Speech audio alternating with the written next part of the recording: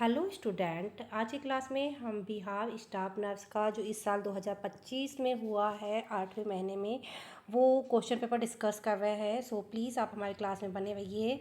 ये जो है बिहार स्टाफ नर्स की ऑफिशियल आंसर की है जो हम आज की क्लास में डिस्कस करेंगे। इसके 15 MCQs हम ऑलरेडी डिस्कस कर चुके हैं।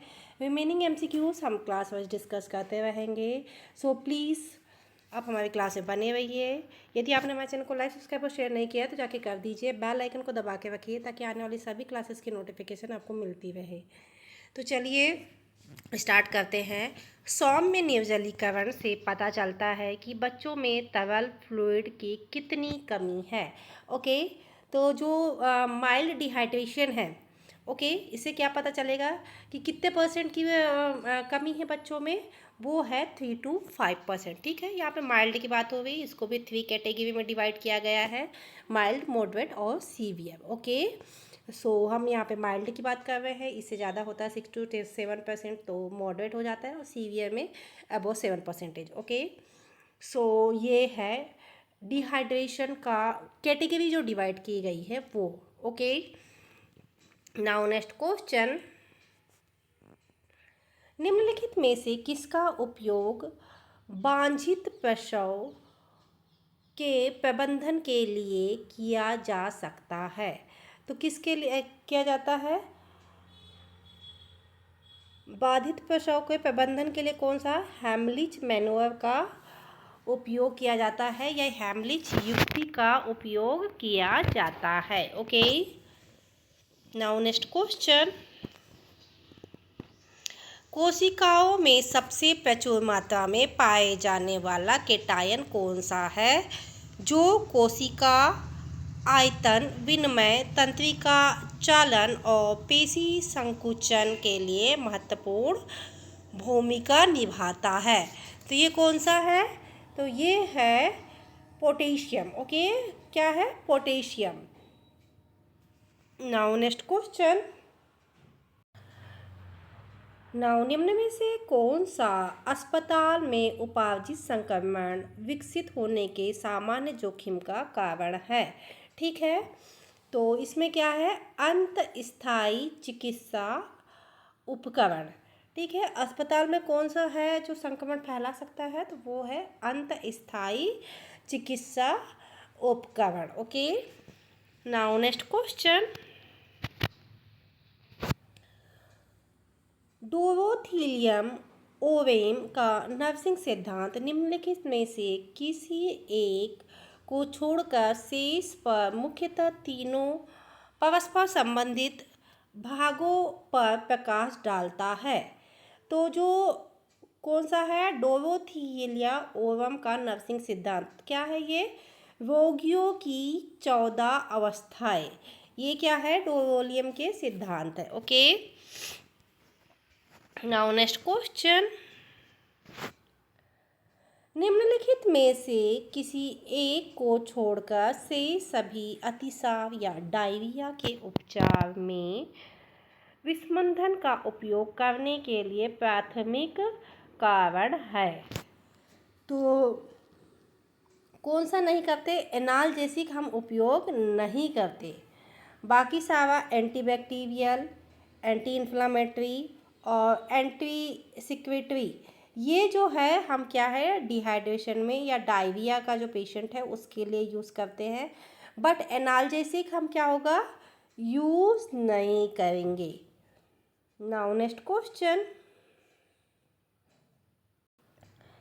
क्वेश्चन, जब रोगी उत्थान स्थिति में हो तब कौन सी डिवाइस कूल्हे के बाहर घूर्णन को रोकती है? तो वो कौन सी डिवाइस है? वो है ट्रोकोन्टर रोल। ओके, कौन सा है? ट्रोकोन्टर रोल। नाउ नेक्स्ट क्वेश्चन,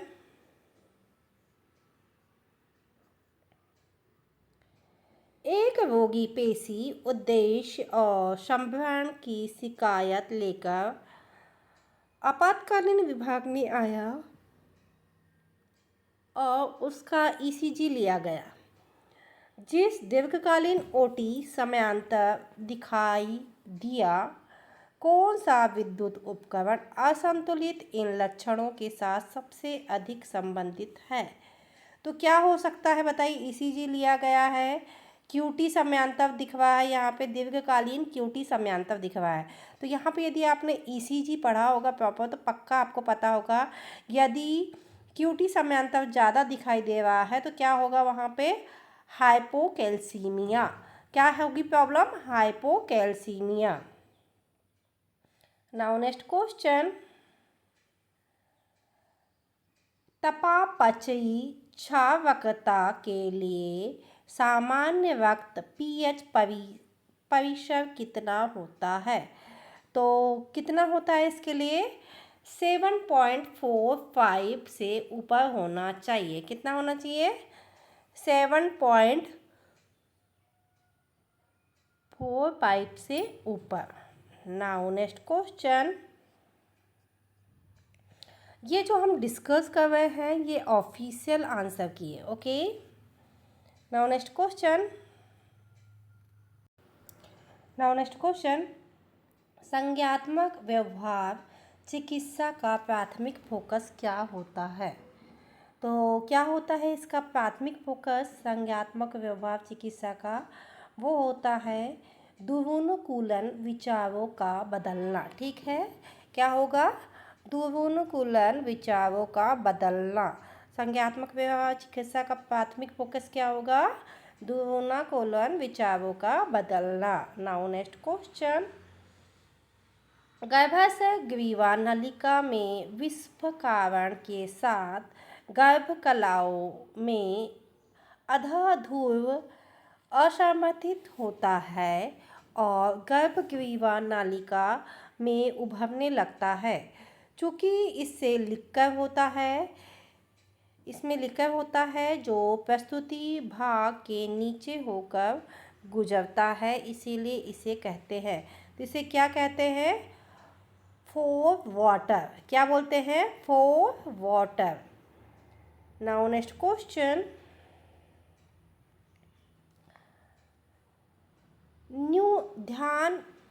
न्यूनता, अतिसक्रियता, अटेंशन डिफिसिट हाइपर एक्टिव विकार को उपचार के लिए उपयोग की जाने वाली सामान्य उद्दीपन औषधि कौन सी है?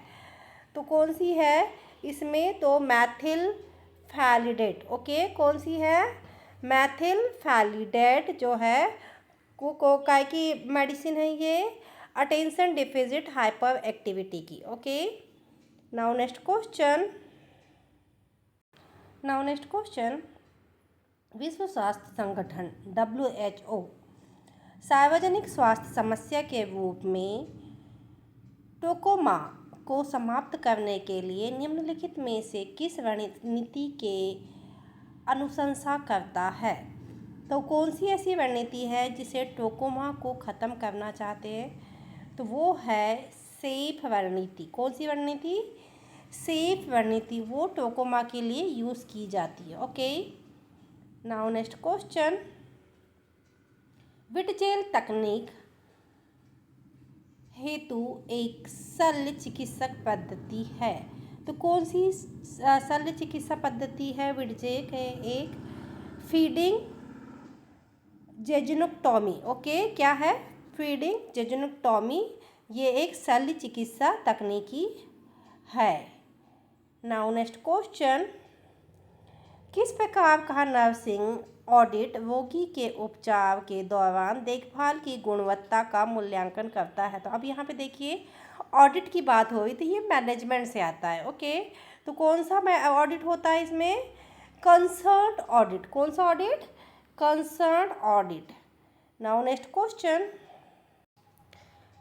क्वेश्चन, आयरन की कमी का मुख्यतः नैदानिक लक्षण निम्नलिखित में से कौन सा है? तो यहाँ पे आयरन डेफिशिएंसी का जो लक्षण है वो कौन सा होना चाहिए, चम्मच जैसे नाखून, जो नाखून का जो शेप है वो चेंज हो जाता है और स्पून शेप हो जाता है, तो इस टाइप के नाखून होंगे तो वो बताते हैं कि आयरन की डिफिशियंसी है। ठीक है, एक प्रकार से चेक करने का ये भी एक तरीका है।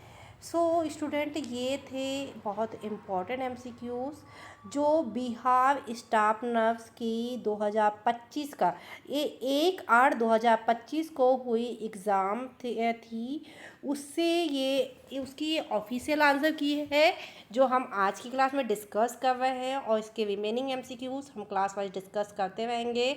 सो प्लीज़ आप हमारी क्लास में बने रहिए। यदि आपने हमारे चैनल को लाइक, सब्सक्राइब और शेयर नहीं किया है तो जाके कर दीजिए। बेल आइकन को दबा के रखिए ताकि आने वाली सभी क्लासेस की नोटिफिकेशन आपको मिलती रहे। Thank you for watching.